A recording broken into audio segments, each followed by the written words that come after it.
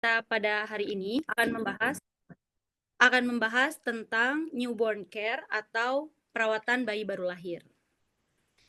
Saya izin share screen ya Ibu-ibu.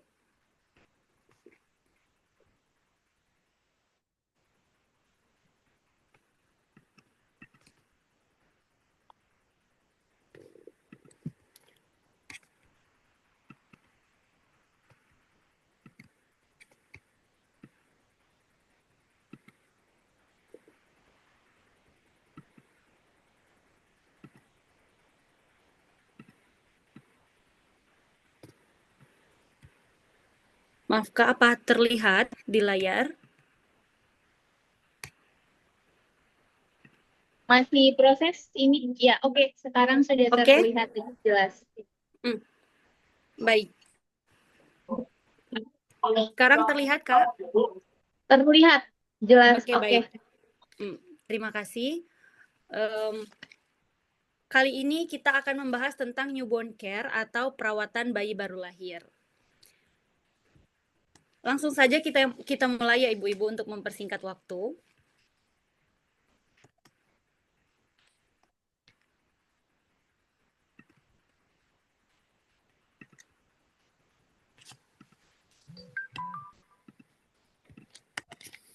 Mohon maaf.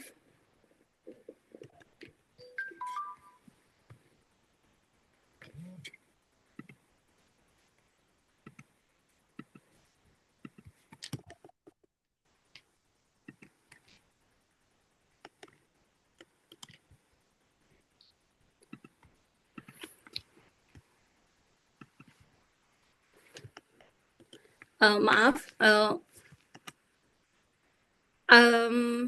apa itu newborn care atau perawatan bayi baru lahir?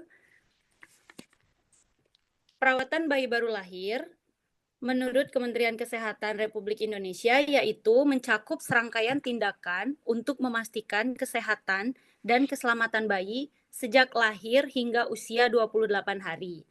Biasanya sering disebut 0 sampai 28 hari segera setelah bayi lahir. Itu disebut dengan newborn care atau perawatan bayi baru lahir. Nah, perawatan apa? Apa-apa Ada saja nih perawatannya? ada kelas belajar perawatan. Berikut beberapa komponen utama perawatan bayi baru lahir berdasarkan pedoman yang ada dari Kementerian Kesehatan. Yang pertama yaitu pelayanan neonatal esensial. Pelayanan neonatal esensial itu diberikan dari 0 sampai 6 jam pertama setelah kelahiran. Apa sih pelayanan neonatal esensial itu sendiri? Pelayanan neonatal esensial itu merupakan tindakan penting dan mendesak yang dilakukan segera setelah bayi lahir, bertujuan untuk menjamin kelangsungan hidup, mencegah infeksi, menjaga suhu tubuh, dan mendukung keberhasilan menyusui dini. Ada beberapa komponen yang terdapat pada pelayanan neonatal esensial. Yang pertama yaitu pengeringan dan stimulasi. Bayi setelah lahir biasanya dikeringkan menggunakan kain bersih dan hangat untuk mencegah kehilangan panas tubuh bayi. Tujuannya sendiri yaitu untuk mencegah hipotermi atau supaya bayinya tidak kedinginan. Yang kedua yaitu penilaian nafas dan deteksi dini. Biasanya dilakukan oleh tenaga kesehatan langsung setelah bayi lahir apakah bernapas spontan atau efektif. Jika terjadi kegawat daruratan atau bayi tidak bernafas, biasanya dilakukan tindakan medis oleh tenaga medis yang disebut dengan resusitasi. Yang ketiga yaitu pemotongan tali pusat. Biasanya pemotongan tali pusat secara aman ini dilakukan 1-3 menit atau setelah tali pusatnya berhenti berdenyut. Pengecualian untuk indikasi medis lainnya ya. Biasanya pemotongan tali pusat menggunakan alat yang steril untuk mencegah terjadinya infeksi. Yang keempat yaitu kontak kulit ke kulit dan inisiasi menyusui dini. Kontak kulit ke kulit ini dilakukan minimal 1 jam. Bayi diletakkan di dada ibu, skin to skin, kulit bayi dan kulit ibu.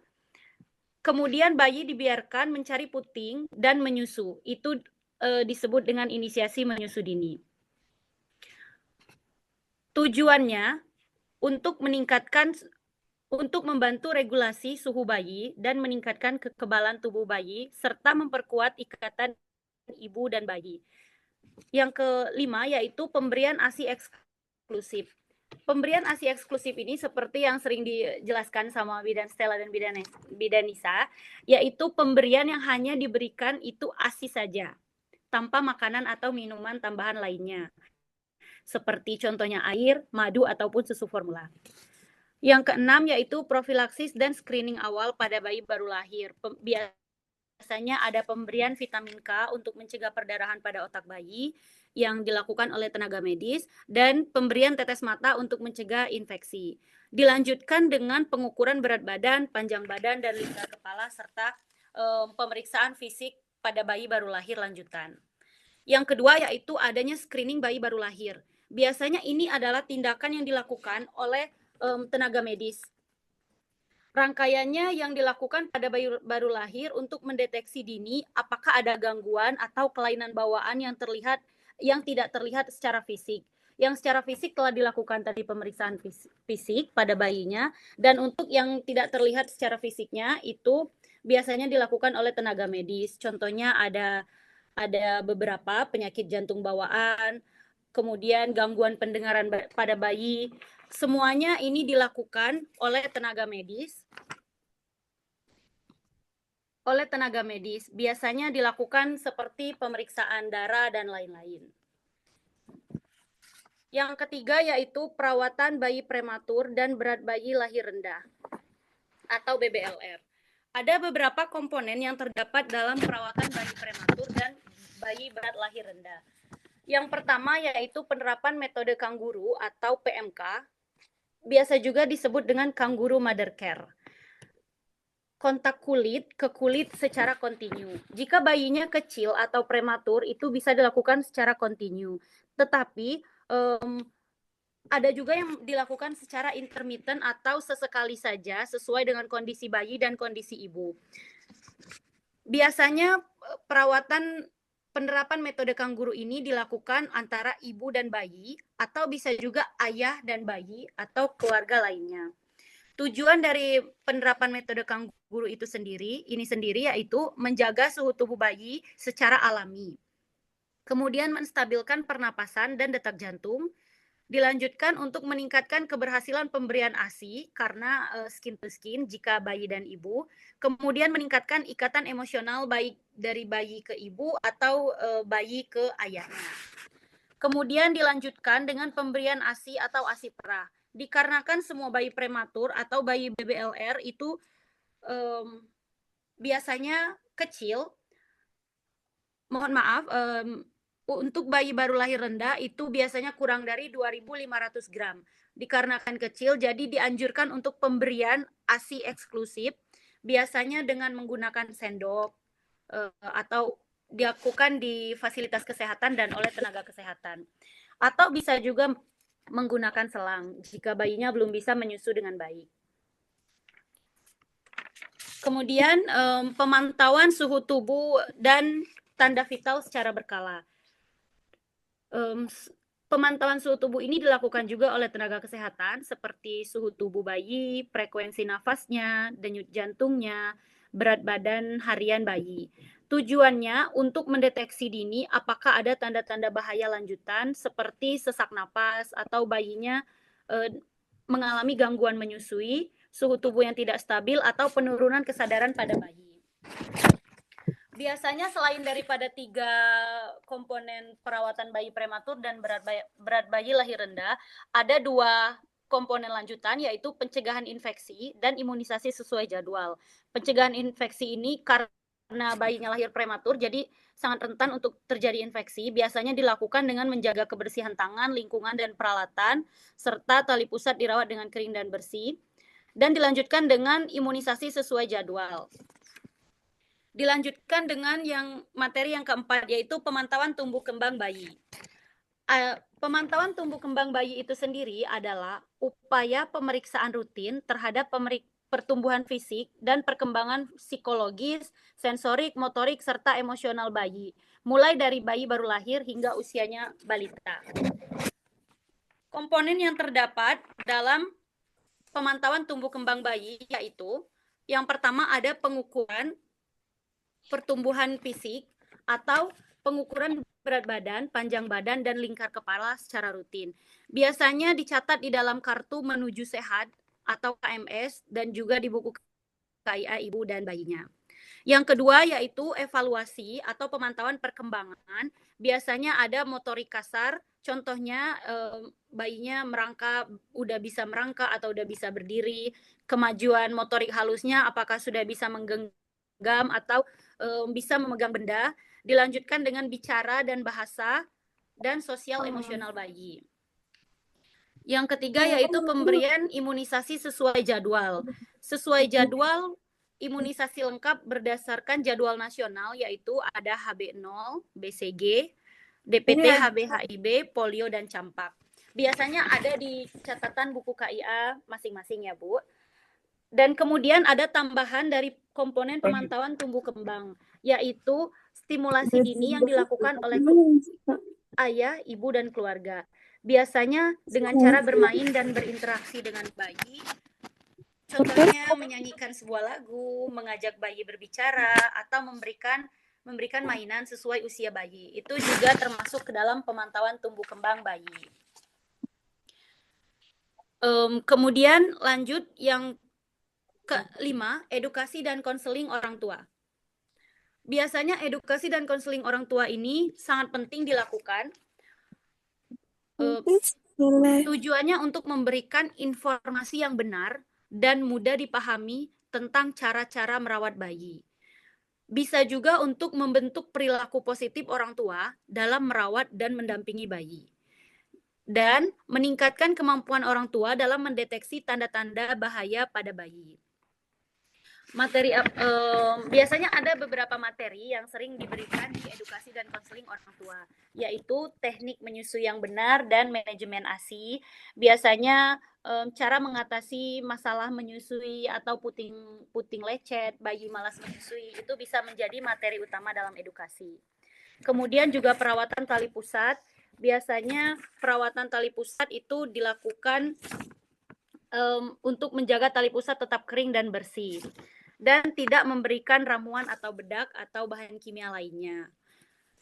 Biasanya tali pusat itu lepas dengan sendirinya dalam 5-10 hari.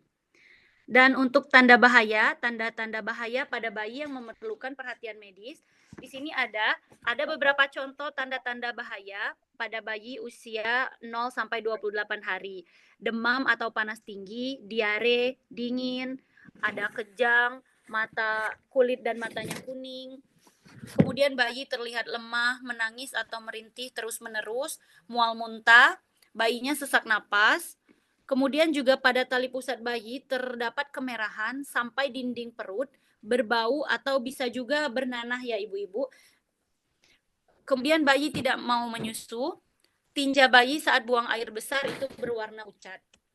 Jika menemukan didapat tanda-tanda seperti yang ada pada beberapa contoh ini, itu segera membawa bayinya ke fasilitas kesehatan terdekat.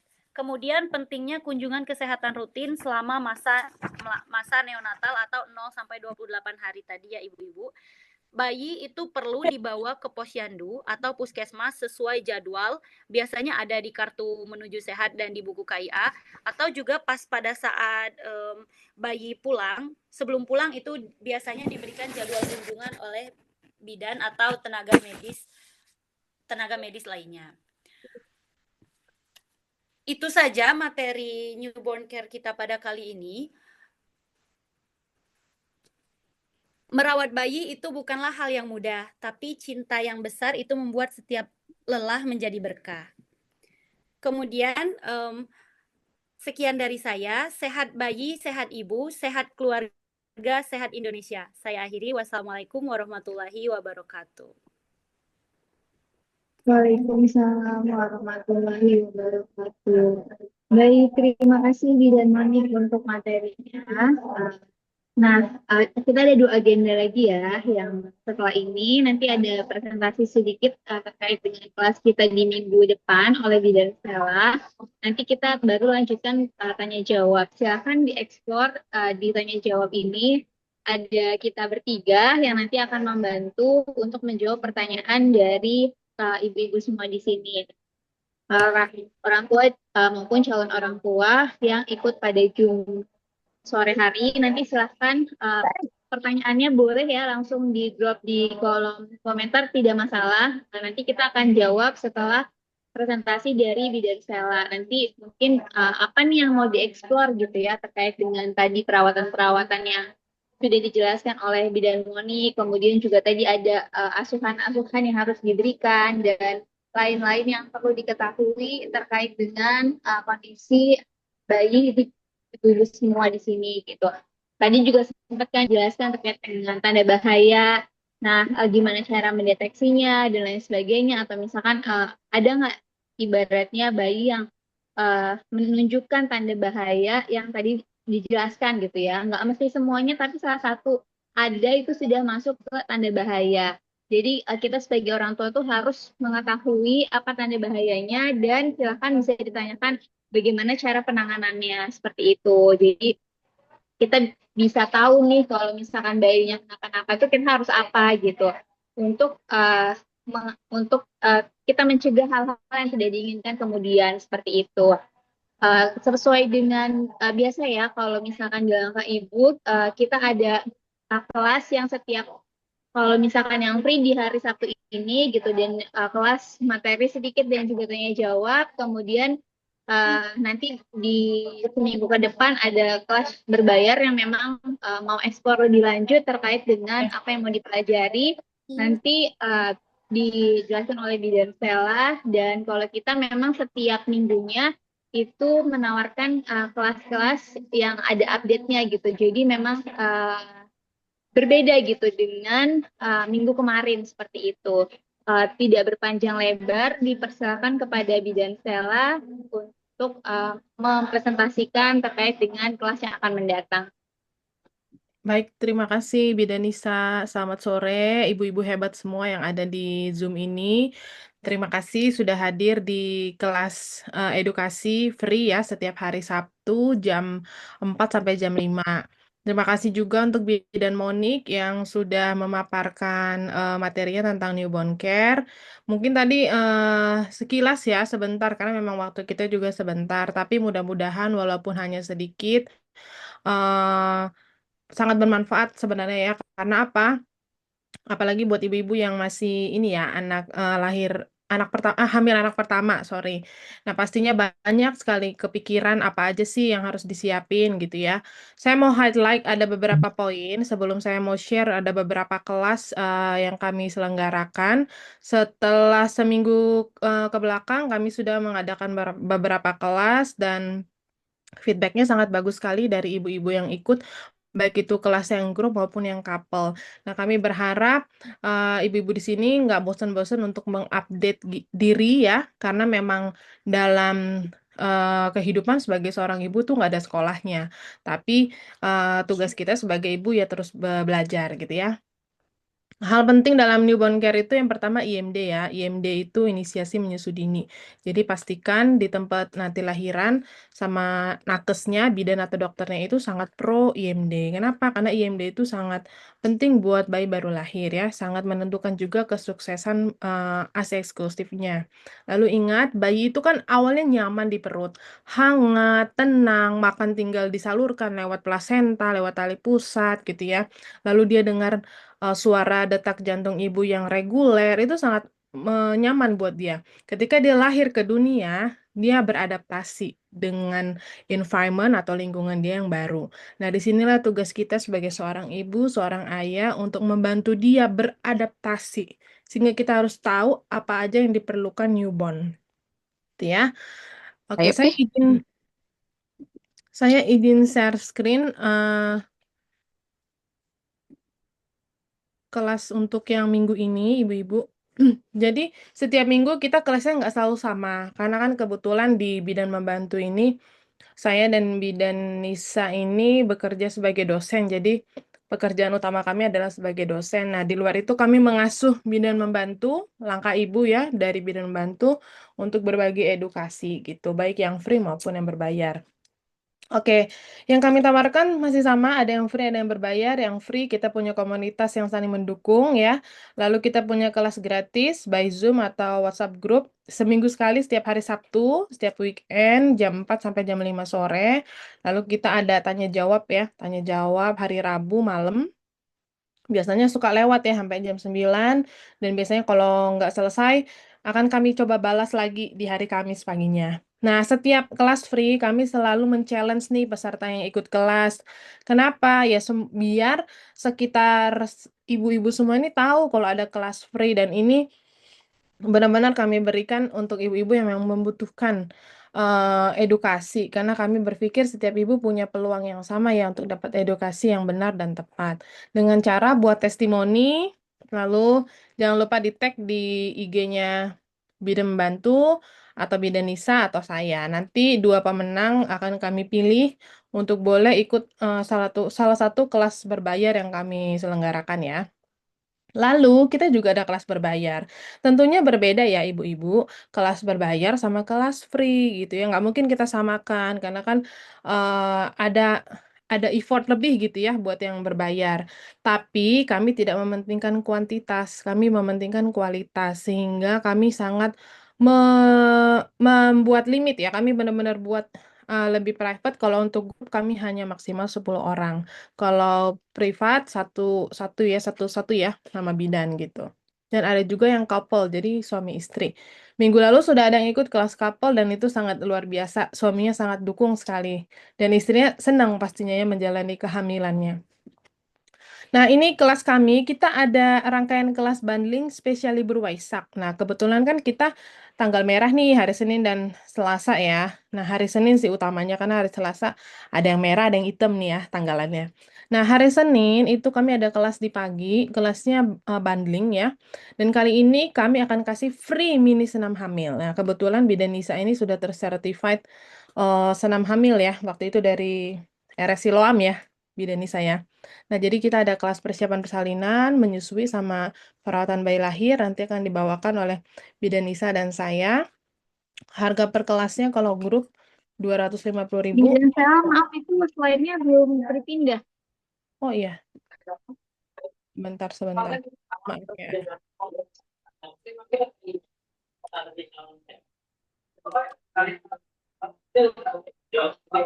Sudah terlihat, Kak?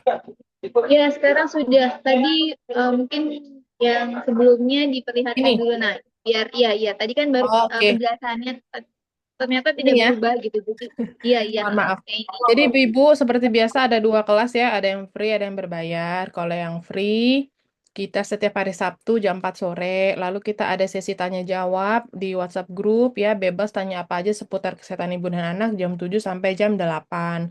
Kita juga setiap kelas free ada challenge nih buat ibu-ibu hebat di sini yang ikutan kelas free untuk mengupdate di IG. Bisa story, bisa feed, bisa reels ya, lalu di tag di Bidan Membantu, Bidan Nisa atau saya. Apa manfaatnya? Ya, kita dalam hidup pastinya ingin bermanfaat ya. Jadi semoga dari story-nya ibu-ibu itu bisa ibu-ibu lain lihat. Jadi bisa ikutan kelas free setiap Sabtu jam 4 sore. Nanti kita akan pilih dua pemenang, nanti akan bisa mengikuti kelas free, kelas berbayar ya, satu ya, yang diadakan oleh Langkah Ibu. Lalu ada kelas berbayar. Kelas berbayar ini kita ada 3 jenis ya. Ada yang grup, maksimal kita 10. Lalu ada yang one-on-one dan ada yang couple. Nah, ini hari Senin. Hari Senin ini kan libur ya, ibu-ibu ya. Spesial libur Waisak. Hari Senin kita ada kelas di pagi. Dari jam 9 sampai jam 12. Nanti ada free mini senam hamil yang dibawakan Bidan Nisa. Dan ada 3 kelas, persiapan persalinan, menyusui, dan perawatan bayi baru lahir. Kalau kelas grupnya harganya 250.000, private-nya 399. Kalau couple suami istri per couple-nya 550. Tapi maksimal hanya 5 couple ya. Jadi kita tidak mementingkan banyaknya orang, tapi lebih kepada kualitas gitu. Apa yang didapat? Materi pasti, rekaman, bisa konsultasi one on one, dan pendampingan selama 7 hari kelas berjalan. Jadi dari hari Senin, Banget 550. dari hari Senin ini sampai hari Sabtu ya. Sabtu atau hari Minggu gitu masih bisa. Nah, lalu kita ada juga kelas bundling di weekend ya. Sabtu Minggu nih, sama ya, tapi ini bedanya ada tambahannya. Ada manajemen nyeri saat persalinan. Ini penting banget ya supaya tahu bagaimana apa yang harus saya lakukan, apa yang harus suami saya lakukan ketika nyeri itu hadir. Lalu kita ada free mini senam hamil pastinya, ada persiapan menyusui dan perawatan ibu nifas bayi baru lahir ya. Ini harganya kalau per kelas kalau yang grup ya 300 per ibu, tapi maksimal 10 ya. Kalau one on one 400 dan couple 650.000 ya. Yang didapatkan apa? Materi, rekaman, konsultasi one on one, pendampingan selama 7 hari, kelas berjalan, dan juga nanti dapat jurnal. Nah, di luar itu kita ada kelas single hari Rabu, kita ada kelas stimulasi dini dan tumbuh kembang anak, dan free belajar penggunaan buku KIA. Saya sudah pernah share ya buku KIA tahun 2024 yang terbaru, ya apakah sudah di-download atau belum. Yang pasti harus bisa pakai ya. Jadi percuma kalau kita punya tapi nggak bisa pakai. Nah, nanti kita akan belajar di sini di hari Rabu. Pilihannya ada dua ya. Ada jam 5, ada jam 7. Nanti kesepakatan aja. Harganya terlampir, ibu-ibu. Dan juga hari Kamis ada kelas nifas. Jadi jangan pernah remehkan masa nifas. Masa nifas itu adalah masa pemulihan ibu-ibu setelah melahirkan. Masa-masa paling down kalau menurut saya ya. Karena habis lahiran, bodi berubah, hormon naik turun, ada satu bidadari, ada satu anak ya yang hidupnya depend on mother gitu. Nah, itu harus kita persiapkan. Apakah mental kita siap atau enggak. Terus kita perhatikan juga kesehatan kita, fisik kita, pokoknya semuanya akan kita bahas di kelas nifas ini. Jadi, perhatikan betul kesehatan selama masa nifas 40 hari. Lalu hari Jumatnya kita ada kelas single manajemen nyeri alami saat persalinan. Ini di malam ya, jam 7 sampai jam setengah 9. Nah, di luar itu kita ada juga senam hamil online. Jadi buat ibu-ibu yang mau senam hamil, kita juga ada layanan ini akan dibantu oleh Bidanisa. Ada di tanggal 16, tanggal 23, tanggal 24, 30, dan 31. Nanti tergantung dari kesepakatan dengan Bidanisa mau di hari Sabtu atau di hari Minggu. Jadi ada kelas yang grup, ada yang private, ada juga kalau misalkan ngambil paket ya, 3 kali pertemuan, harganya lebih murah gitu. Nah, kita nggak banyak-banyak ya. Kalau grup kita maksimal 5 ibu aja. Kalau private one on one pastinya ya. Gitu. Oke. Mungkin itu aja ibu-ibu yang bisa saya sampaikan. Nanti kalau ada yang mau ditanyakan lagi boleh japri di grup, boleh japri ke saya. Misalkan mau tanya price list-nya boleh japri ya. Kelasnya apa aja tadi lupa Bu apa aja boleh japri aja ke saya nggak apa-apa. Yang pasti ibu-ibu menurut saya semua fase kehidupan itu harus dipersiapkan. Apalagi buat ibu-ibu anak pertama ya. eh nggak lihat anak pertama juga ya, anak kedua, ketiga juga pasti beda-beda bawaannya. Nah, daripada kita lebih baik kita terlambat ya daripada tidak sama sekali. Nah, jadi sebelum terjadi masalah ya, sebaiknya sediakan dulu payungnya. Itu menurut saya daripada nanti mulai rewel karena kebanyakan nih ya pasien saya, apalagi yang menyusui, menyesal setelah ada masalah. Misalnya payudaranya kena nih mastitis atau misalkan ada apa block duct gitu ya, kelereng-kelereng gitu di payudara. Nah, kan nyeri banget tuh. Panas ya, demam, nggak bisa beraktivitas. Setelah itu baru menyadari, penting banget ya Bu Bidan belajar tentang menyusui sebelum anaknya lahir gitu. Nah, jadi penyesalan memang selalu di akhir ya. Kalau di depan namanya pendaftaran gitu ya. Oke, itu ya Ibu-Ibu ya, serangkaian kelas minggu depan buat yang butuh banget pendampingan, edukasi dan pendampingan, silakan boleh hubungi saya atau Bidanisa. Buat yang memang, kayaknya dari kelas free aja udah bisa nih, udah bermanfaat, ya udah nggak apa-apa gitu ya. Kami sama sekali tidak memaksa, kami hanya menawarkan edukasi lebih dan juga pendampingan buat ibu-ibu yang mau. Oke, terima kasih. Demikian Bidanisa. Iya, terima kasih dan Stella untuk tadi penjelasannya. Nah, di sini ada beberapa pertanyaan. Nanti saya akan jawab. Nanti silakan jika ada tambahan dari Bidan Monik ataupun Bidan Stella ya terkait dengan pertanyaan. Mungkin kalau misalkan ada yang mau open mic juga boleh ya, silakan raise hand. Nanti saya akan unmute gitu, aku unmute dan juga persilakan untuk bertanya gitu. Jadi misalkan ceritanya panjang nih apa yang mau ditanyain, itu boleh banget untuk open mic gitu. Jadi kita bisa lebih interaktif gitu.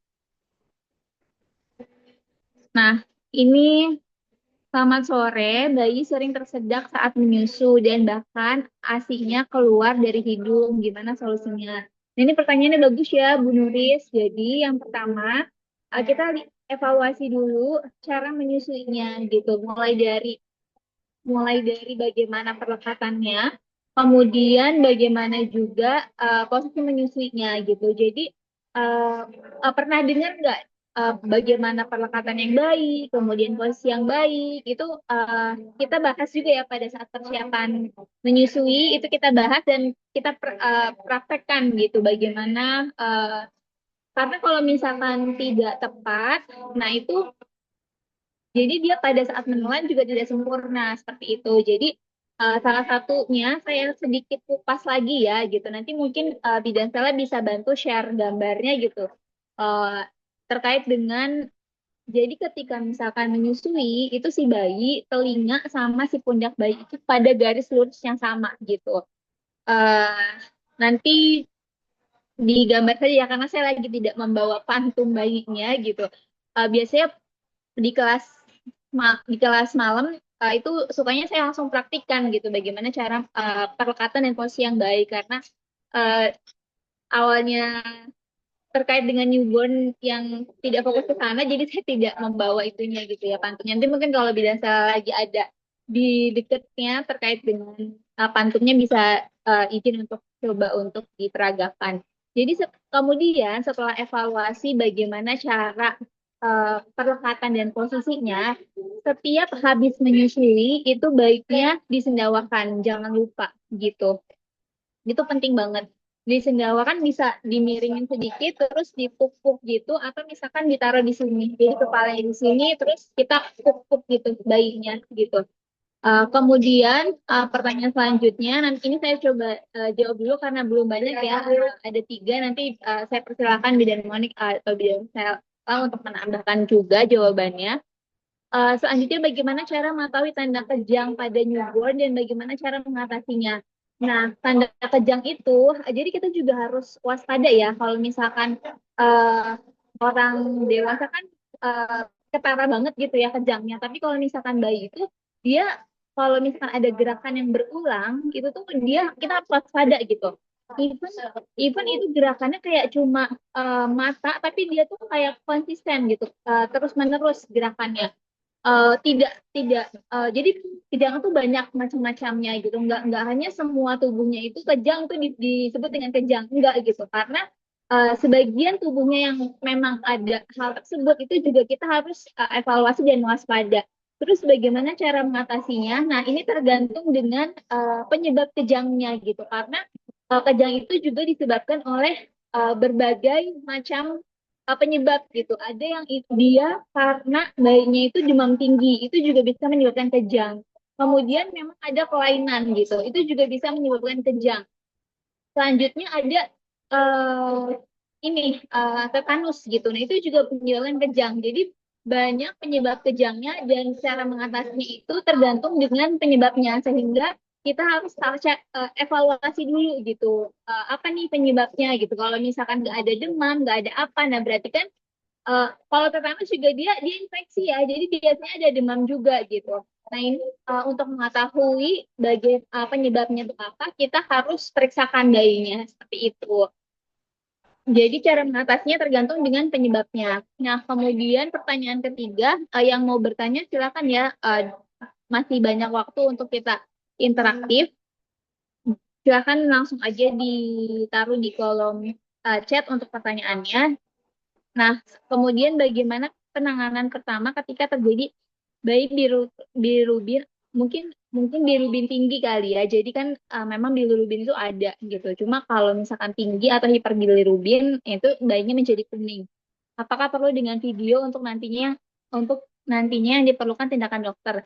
Nah, apakah perlu dengan video? Nah, ini maksudnya saya kurang paham ya. Nanti bisa coba diperjelas maksudnya seperti apa. Saya coba jawab penanganan pertama untuk bayi yang hiperbilirubin gitu. Jadi pada semua bayi itu kita juga punya gitu ya. Maksudnya bilirubin itu ada, tapi kalau misalkan itu hiper atau berlebih, nah itu namanya hiperbilirubin. Nah, kita harus bisa bedakan apakah hiperbilirubinnya itu masih normal atau misalkan dia udah patologis gitu. Jadi bagaimana cara untuk kita tahu kalau itu normal atau enggak gitu ya.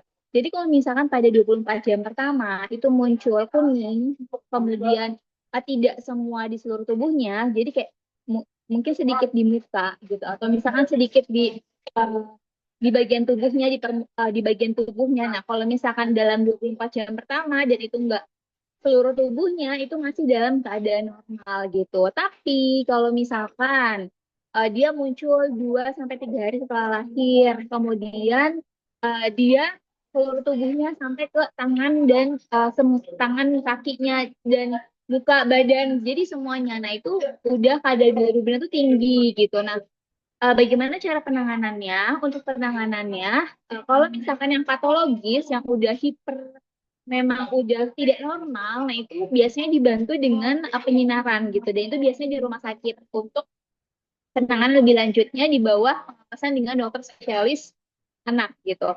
Tapi kalau misalkan kuningnya itu masih dalam kondisi normal, yang tadi saya sebutkan pertama, itu cara penanganannya dengan memenuhi nutrisi bagi bayi gitu. Dan kita kalau misalkan 0 sampai 6 bulan, nutrisi terbaik itu adalah ASI gitu, air susu ibu. Jadi sering-sering disusuin seperti itu. Jadi misalkan yang ada kendala Bu Bidan, ASINya belum banyak keluar gitu ya. Nah, terus aja disusuin gitu. Jadi on demand, bagaimana sesuai dengan permintaan bayinya. Walaupun itu belum banyak air susunya keluar, terus disusuin karena salah satu cara untuk merangsang pengeluaran ASI itu dari disusuin terus menerus gitu. Itu membantu produksi ASI lebih banyak gitu. Dan kita juga tahu kalau misalkan hari pertama si bayi itu lambungnya itu masih kecil ya, seperti kelereng, bisa dibayangkan kelereng yang sudah pernah di-share juga oleh Bidan Stella di grup ya, pada saat yang kalau nggak salah pas tanya jawab atau hari apa gitu, pokoknya di minggu ini itu di-share terkait dengan besarnya lambung bayi setiap pertumbuhan dan perkembangannya. Jadi pada awal lahir itu memang masih kecil sekali, sebesar kelereng gitu. Jadi walaupun ibaratnya belum banyak, ya udah terus susuin gitu. Terus dibantu juga dengan menjemur gitu, menjemur pada pagi hari. Itu juga bisa membantu. Kemudian Bubit di pelayanan kesehatan tidak lakukan MD, apakah ada dampaknya terhadap bayi? Mungkin ini ibu yang udah melahirkan kali ya. Jadi kan di sini kita ada yang ibu lagi hamil, melahirkan. Nah, ini nanti ini saya akan jawab nanti selanjutnya ditambahkan.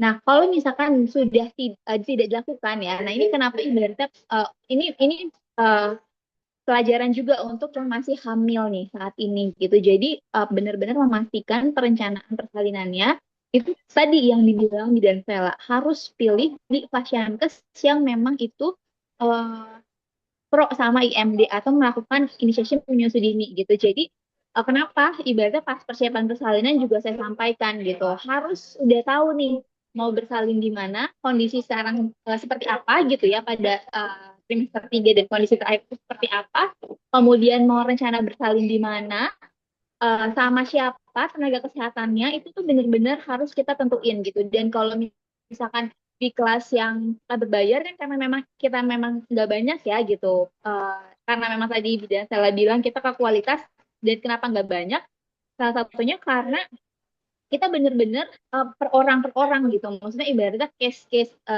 ibu A kondisi seperti apa, kondisi yang ibu B kondisi seperti apa gitu. Itu kita benar-benar setiap orang tuh dengan case-case-nya sendiri gitu.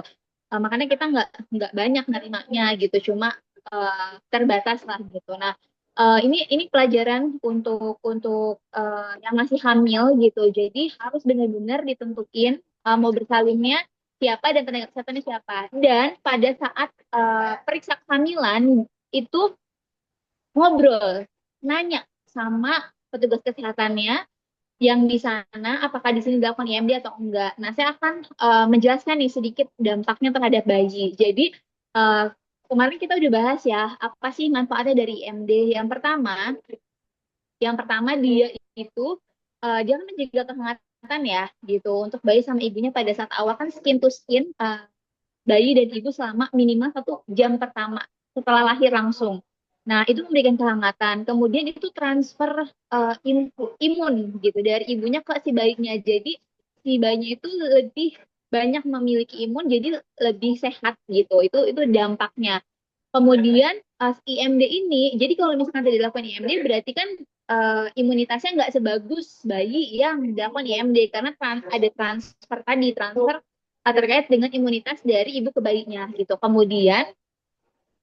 Kemudian dampak lainnya adalah kalau IMD kan manfaatnya adalah salah satunya untuk booster gitu. Booster keluarnya ASI lebih cepat. Nah, ini juga mendukung untuk kesuksesan ASI eksklusif gitu. Jadi karena ASINya tuh segera keluar gitu. Kemudian juga ibunya juga ada kenyamanan sama bayi, ada psikologisnya juga dapat di situ. Nah, itu jadi bisa bisa ada gambaran ya gitu kalau misalkan tidak dilakukan IMD seperti apa dampaknya kayak gitu. Nah, ini saya serahin dulu ke Bidan Stella, mungkin ada tambahan dan ada dari Bu Alfiah yang belum dijawab pertanyaannya. Silahkan dijawab terlebih dahulu. Terima kasih. Nanti saya ini lagi. Oke, terima Kita kasih. saling menambahkan. Terima Saya kasih, istirahat dulu ya, Bidanisa. karena udah banyak kayaknya ngomong. Iya, minum dulu. Oke, Iya. terima kasih ya Bidanisa sudah menjawab cukup lengkap. Saya menambahkan ya Ibu-Ibu. Untuk pertanyaannya Bu Fatima ini menurut saya bagus sekali ya. Kalau di lapangan kejadiannya memang nggak bisa IMD bagaimana Bu gitu ya. Idealnya memang IMD dilakukan, tapi kita harus ingat ya. IMD dilakukan juga ada term and condition-nya. Jadi kalau misalkan bayinya lahir tidak segera menangis, ya tidak spontan bernafas, ya otomatis bayinya harus diresusitasi dulu ibu-ibu. Ya, jadi nggak bisa kita terlalu ideal untuk bilang, ayo dok, ayo Bu Bidan, ini dong apa IMD dong gitu kan. Padahal bayinya lemah ya. Jadi begitu bayi lahir itu ada penilaian ibu-ibu, namanya Apgar score.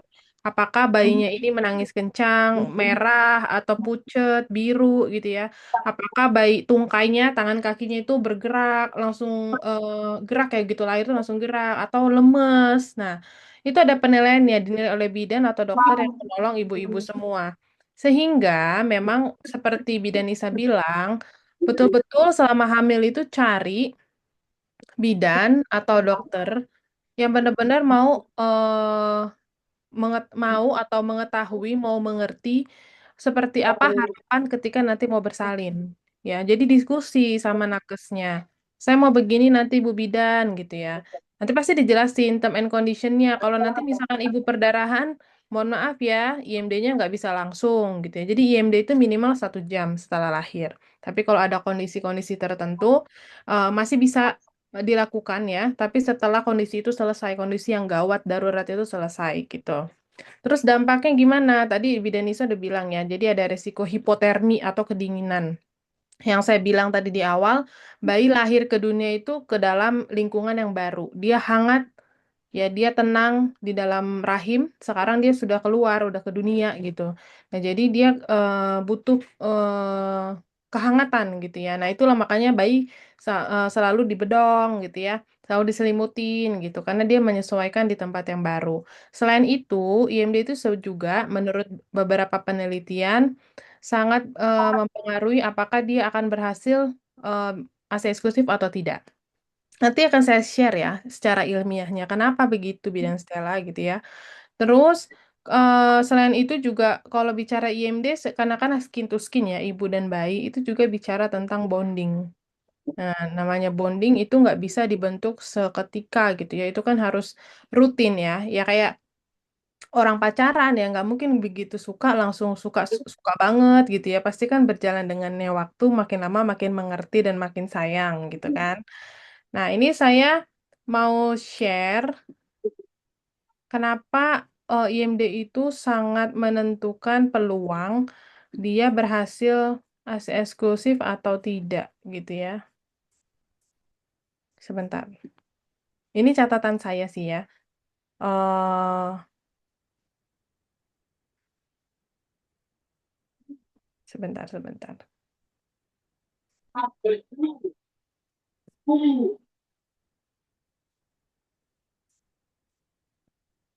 Nah, ini kelihatan nggak? Kelihatan ya. Ya, Kelihatan. yang lainnya nggak usah dilihat ya, yang ini aja. Yang lainnya ada macam-macam ya. Ada proposal ke IKEA, ada belajar membaca. Nah, oke. Ini lihat yang gambar ini, Ibu. Jadi, lihat ini ya. Waktu hamil, waktu hamil itu, ini saya coret-coret di sini. Ini saya nggak kasih ke mana-mana ya, hanya di kelas free ini. Kalau di kelas berbayar pastinya lebih mendalam. Nih, ini waktu hamil.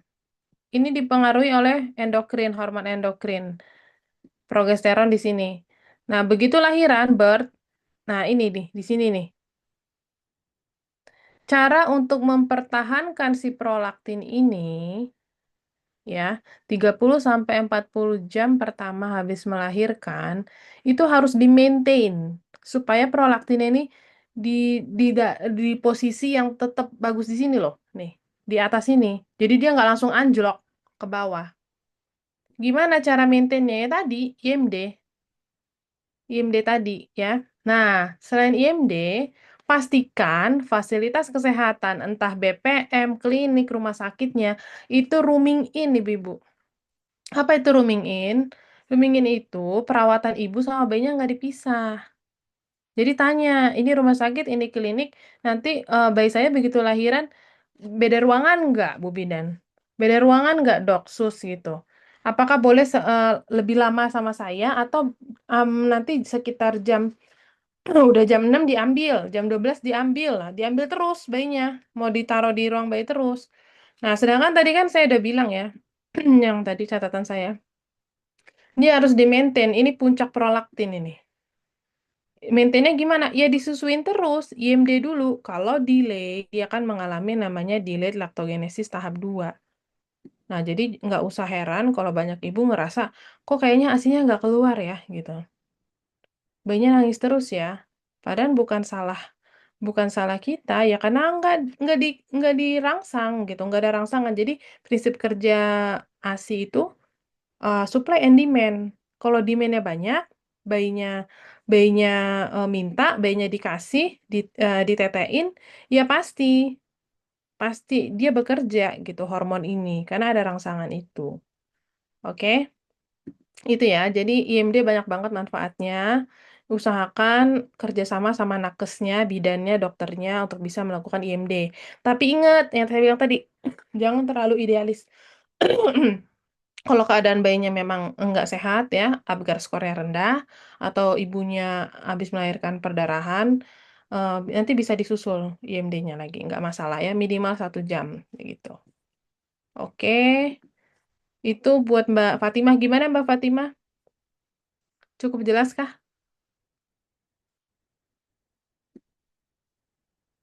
Cukup jelas ya penjelasan saya tadi tentang sepenting apa sih IMD gitu ya. Sama-sama. Oke. Ada lagi pertanyaan apa nih? Iya nih masih banyak pertanyaannya dan bagus-bagus ya. Saya bacakan nanti dan saya bantu jawab. Kalau ini bagus banget nih kalau menurut saya karena kita di di sini ya maksudnya kayak kayak menormalisasikan penggunaan dot gitu. Udah. Padahal Iya, padahal dot itu tidak boleh digunakan sampai usia berapapun gitu. Jadi kan kita awal tuh IMD, ini nutrisi terbaik ya dari secara nasional, secara internasional bahkan gitu, dianut dari standar internasionalnya dari WHO, UNICEF gitu. Itu untuk memberikan nutrisi yang terbaik diawali tadi untuk kan tadi ya salah satu manfaat IMD itu untuk booster gitu untuk dan banyak manfaat lainnya. Jadi dilakukan IMD kemudian ASI eksklusif selama 6 bulan, diberikan ASI saja tanpa makanan tambahan apapun, benar-benar ASI saja selama 6 bulan, kemudian 2 tahun menyusui gitu ya, 2 tahun menyusui dan didampingi dengan MPASI. Setelah bulan ke-7 itu baru mulai MPASI-nya.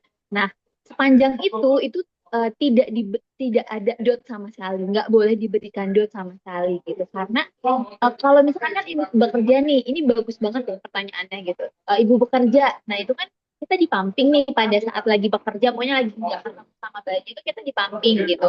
Tapi pada saat kita udah pulang kan kita berikan secara langsung lagi ya, karena pemberian langsung itu manfaatnya banyak banget, bukan hanya memberikan nutrisi, tapi juga membentuk dari psikologis anak, ketenangan, kenyamanan, dan itu akan terbawa sampai nanti besarnya seperti apa, emosionalnya lebih baik gitu, lebih stabil ketika memang dia disusun secara langsung gitu.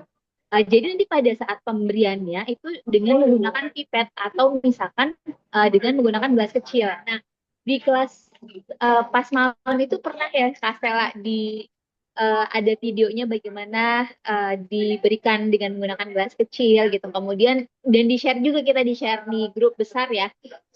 Contohnya spill yang pernah saya spill videonya Bidan Stella itu gitu. Jadi benar-benar tidak digunakan, bahkan ibaratnya misalkan nih selesai menyusui 2 tahun gitu ya. Nah, misalkan mau diberikan ibarat tambahan susu lainnya pada saat setelah 2 tahun itu gitu. Sebenarnya itu kan nggak butuh juga ya, misalnya nggak wajib gitu. Kalau misalkan emang mau, ya pemberiannya juga dengan menggunakan gelas gitu. Dan itu malah lebih bagus banget gitu. Kalau misalkan kita pakai dot itu kan malah nanti dia misalkan mau tidur nyusu nanti pakai dot itu rusak juga ke gigi gitu. Jadi itu membentuk kebiasaan buruk untuk si anak gitu. Jadi ketika dia memang mau susu ya pakai gelas gitu. Kalau udah lebih dari 2 tahun ya gitu. Nah kalau misalkan pada saat kita masih eksklusif, nah itu diberikan pipet, gelas kecil gitu itu bisa gitu. Kenapa ibaratnya dot ini nggak boleh sama sekali diberikan gitu ya?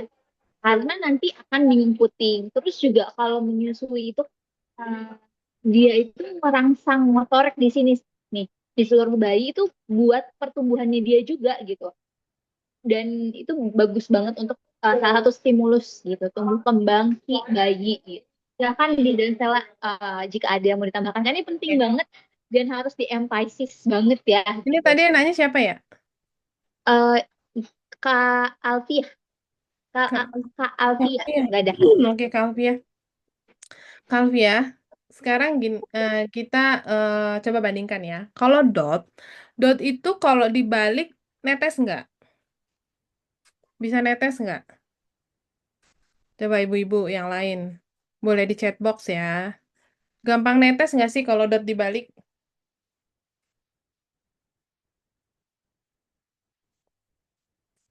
Gimana ibu-ibu? Kalau dot isi sufor atau isi asip ya, ASI perah, gampang netes ya kalau taruh di dot. Sedangkan kalau bayi itu langsung menyusu ke payudara ibu, dia harus effort. Apa effortnya? Ya dia harus mengisap. Dia harus gerakkan otot-otot yang ada di mulutnya ini untuk melatih, untuk dia bisa dapat asinya. Coba sekarang kita lihat ya. Ini ada sedikit sepenggal video. Sorry. Saya harus share sound.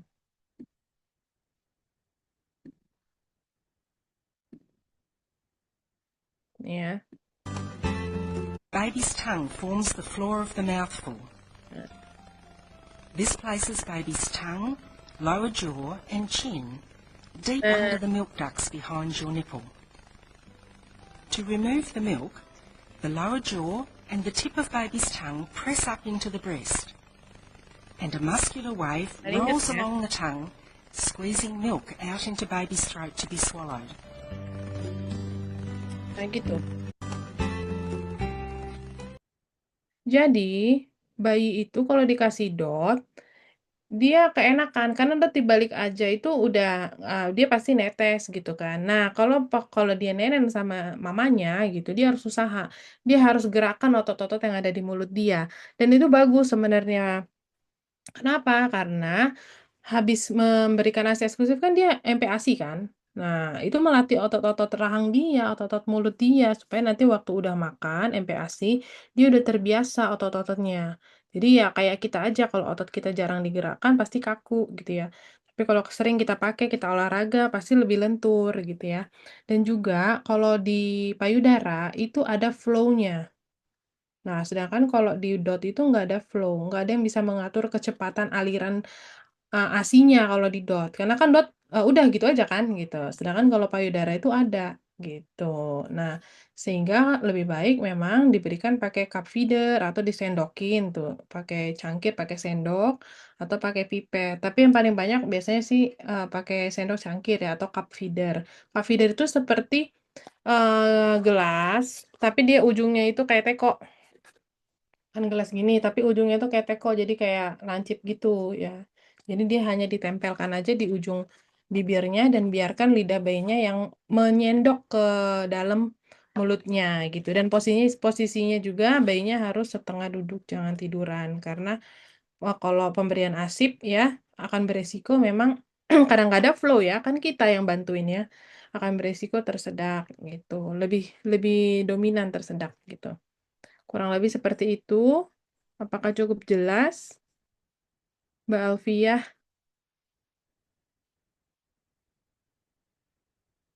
Cukup jelas ya, Mbak Alfiah ya. Oke. Sekarang ada pertanyaan lagi terakhir dari Mbak Syifa ya. Saya coba bacakan ya. Sementara ini terakhir dari Mbak Syifa.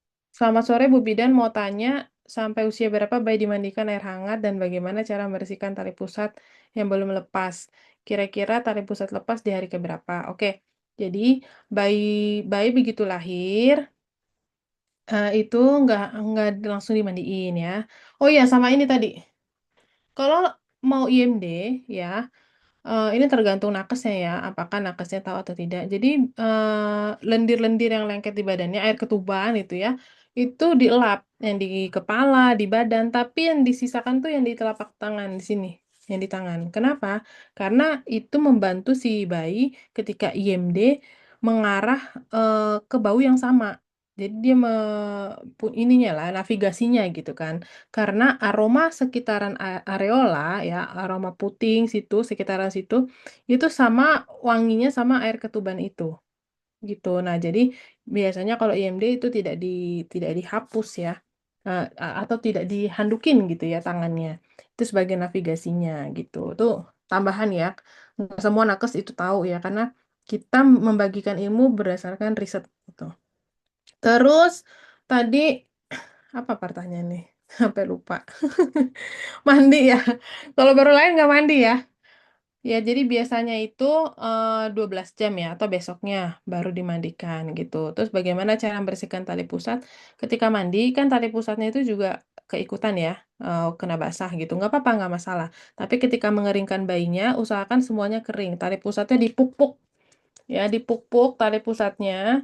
Terus hanya ditutup dengan kasa. Kasa steril. Bisa dibeli di apotek banyak ya. Jadi kasa ditutup, dibungkus gitu ya. Udah gitu aja. Dan bisa ditaruh ke arah atas atau ke arah bawah. Baiknya sih ke atas ya, karena kalau ke bawah, kalau dia pakai popok kain dan dia pipis, itu bisa kena kasanya. Kasa kan kayak kain kan, jadi bisa meresap juga ke situ, nanti malah kena tali pusarnya gitu. Tapi lebih baik dibalikkan ke arah atas gitu ya, ke arah perut atas. Nah, terus kira-kira berapa hari? Biasanya 7 hari ya. Ada yang 5 hari, 6 hari, maksimal sih biasanya 7-8 hari ya. Gitu. Jadi yang utama untuk tali pusat itu bersih, kering gitu ya. Nggak perlu dikasih apa-apa.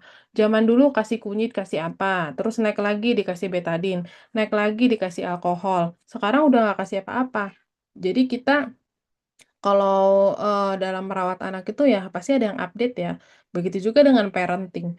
Zaman dulu kita pakai apa parenting parenting apa yang itu VOC gitu ya. Sekarang nggak mungkin parenting VOC ya kan, karena beda generasi. Nah, gitu juga dengan newborn care. Kalau dulu pakai alkohol, penelitian membuktikan bahwa kalau pakai alkohol, alkoholnya nguap, tapi airnya masih dikasa. Nah, kira-kira gimana tuh? Apa nggak busuk kan? Jadi tali pusatnya itu akan lembab, apalagi kalau dibajuin, pakai popok kain, apa popok sekali pakai, terus zaman dulu pakein gurita lagi, terus dibedong lagi, ya lembab dong. Alkoholnya nguap, airnya di situ. Nah, akhirnya sekarang berubah.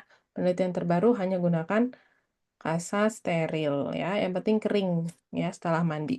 Itu. Semoga menjawab ya Mbak Syifa Fauziah. Ini ada yang mau Oh, bertanya, silakan. iya betul ada eh, Bu Eva. Silahkan Ibu Eva boleh untuk ask to unmute ya. Sudah saya ask to unmute. Silakan untuk bertanya secara langsung. Bagi yang tadi bertanya di kolom chat, kalau misalnya ada yang mau diklarifikasi atau informasi tambahan, atau misalkan ada yang kurang jelas, itu boleh sekali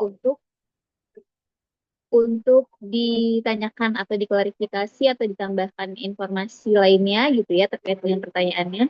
Ibu Eva, apakah mau bertanya atau misalkan ini kepencet ya? Saya sudah ask to unmute ya.